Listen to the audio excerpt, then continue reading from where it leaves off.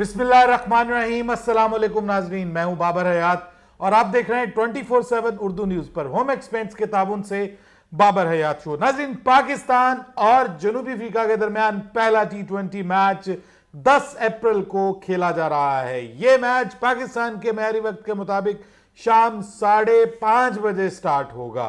पाकिस्तान पहले T20 match में कौन सी प्लेइंग 11 मैदान में उतारेगा? क्या शर्जील खान पहले मैच में पाकिस्तानी टीम का हिस्सा बनेंगे? क्या शर्जील खान और फखर जमान दोनों ओपनिंग करते हुए दिखाई दे सकते हैं? पाकिस्तान की आइडियल प्लेइंग 11 और मोस्ट प्रोबेबल प्लेइंग 11 क्या बनने जा रही है, इस पे बात करेंगे आज के इस प्रोग्राम में तफसील के साथ। और आपको बताऊंगा कि बाबर आजम की जो रैंकिंग है उसको अभी तक आईसीसी ने अनाउंस क्यों नहीं किया।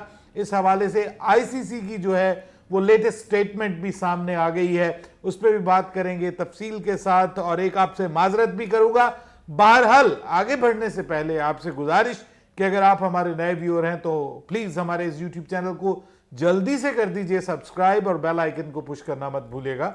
मुझे फॉलो कीजिए इंस्टाग्राम पे @बाबर-हयात-शो और हमारे पेज को लाइक कीजिए फेसबुक पे @बाबर-हयात-शो। तो जनाब, सबसे पहले तो मैं आपको बता दूं कि बाबर आजम के हवाले से इससे पिछली वीडियो में मैंने ये बात की थी कि आईसीसी ने इसके हवाले से कोई सुनबुन ही नहीं दी, कोई बात ही नहीं की। अनाउंस तो क्या करना था, इसके ऊपर कोई बात ही नहीं की गई आईसीसी की जानिब से। कोई ट्वीट, नथिंग, कोई चीज नहीं आई। लेकिन जहां तक आईसीसी के अपडेट करने का ताल्लुक है, तो जब आईसीसी से हमने राब्ता किया तो हमें यह बताया गया कि अभी रिसेंटली यानी in the month of March ICC ने यह डिसाइड किया है कि पहले तो हर सीरीज के इख्तिताम के ऊपर नॉर्मली जो है वो जो रैंकिंग होती थी वो उसको अपडेट किया जाता था हर वनडे टेस्ट T20 सीरीज के इख्तिताम पे। लेकिन आईसीसी ने ऐसा अब इसलिए नहीं किया क्योंकि इसी जो गुज़िश्ता महीना गुजरा है मार्च, इसमें यह फैसला किया गया है आईसीसी की तरफ से कि वो अब हर वेडनेसडे को जो है, हर बुध को अपनी जो रैंकिंग है, प्लेयर्स रैंकिंग ओडीआई में, टेस्ट में, T20 में, उसको वो अपडेट करेंगे। तो हर बुध को वो अपडेट हुआ करेगी। फिर उन्होंने ये भी कहा कि क्योंकि पाकिस्तान का मैच तो बुध को ही था तो फिर ये क्यों अपडेट में नहीं आया। तो ये लिखा हुआ है उनके कवानीन में, जो रूल्स हैं उसमें लिखा हुआ है कि जनाब अगर आप का मैच जो है वो बुध वाले दिन है तो वो उस रैंकिंग में इंक्लूडेड नहीं होगा। बुध से अगले जो मैचेस होंगे वो अगले बुध में जाएंगे और वो अगले बुध को जो रैंकिंग अपडेट होगी तो उसमें होंगे। तो बाबर आजम बुनियादी तौर पर नंबर 1 पोजीशन पे आ चुके हैं, बस उनका ऐलान होना बाकी है। और अब मुझे, आपको, हम सबको इसके लिए 1 हफ्ते का इंतजार करना पड़ेगा और आईसीसी की रैंकिंग जब वेडनेसडे को आएगी तो उसके ऊपर बात जरूर करेंगे। आईसीसी के हवाले से भी बात करेंगे और फिर बात करेंगे कि बाबर आजम नंबर 1 पे आने के बाद कैसे लगते हैं और उनके नंबर 1 पे आना सबको कैसा लगता है और खास तौर पे उनको कैसा लगता है कि जिनकी पोजीशन जो है वो 4 साल के बाद उनके हाथ से छीनी जाएगी।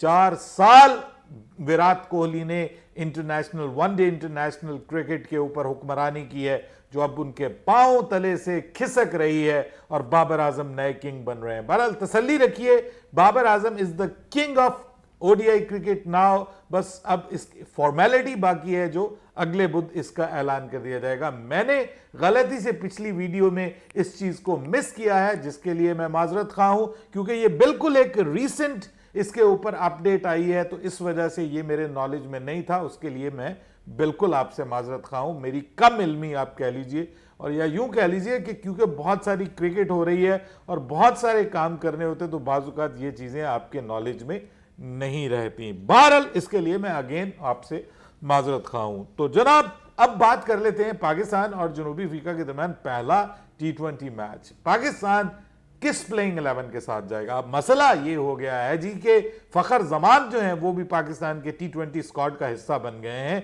और जिस फॉर्म में वो हैं और जिस तरह से वो साउथ अफ्रीका की कंडीशंस को समझ रहे हैं, जिस तरह से वो साउथ अफ्रीका की पिचेस को समझ रहे हैं और जिस तरह से वो साउथ अफ्रीकन बॉलर्स का दलेरी के साथ तगड़े अंदाज में मुकाबला कर रहे हैं, वो उनका पाकिस्तान की T20 स्क्वाड में शामिल होना बनता था, जरूरी था।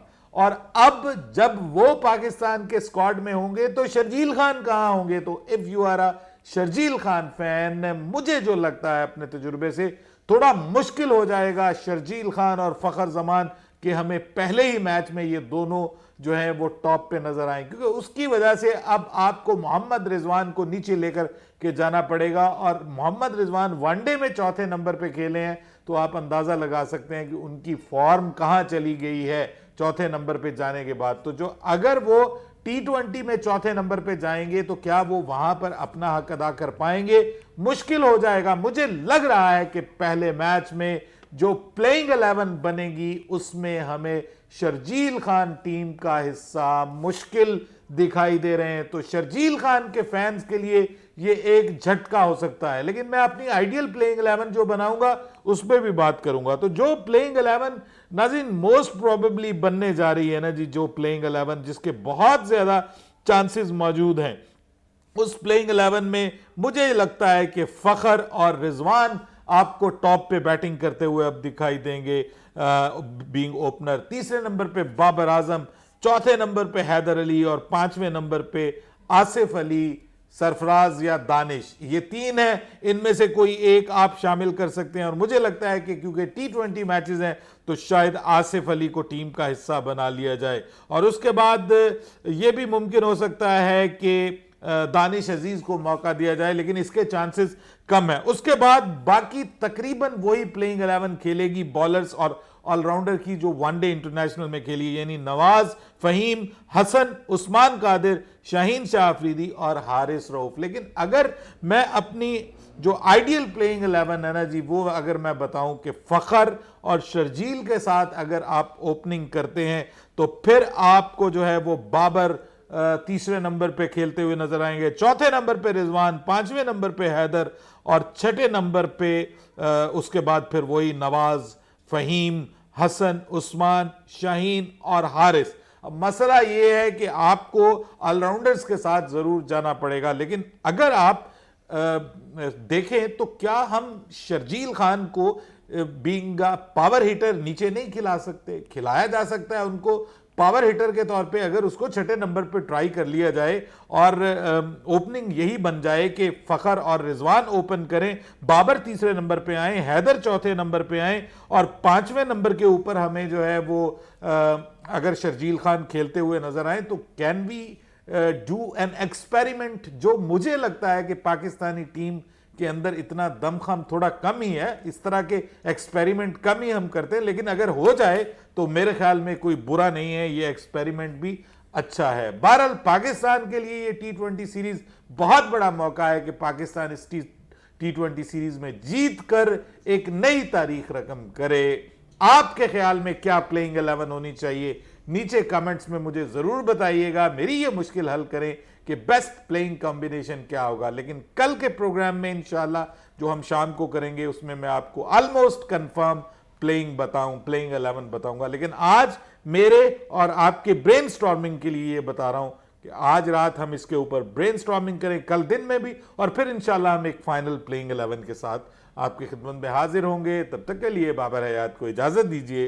अल्लाह हाफिज।